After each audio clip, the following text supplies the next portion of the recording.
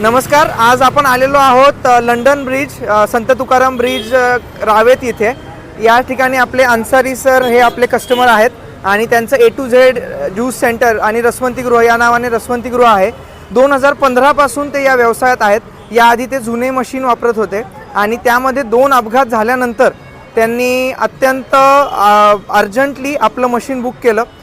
Sir आले आणि आपलं टॉप मशीन बुक केलं, गारवा सुप्रा प्रो, आणि या ठिकाणी लावलेलं आहे. इथे तुम्ही मागे बघू शकता त्यांचं जुनं मशीन.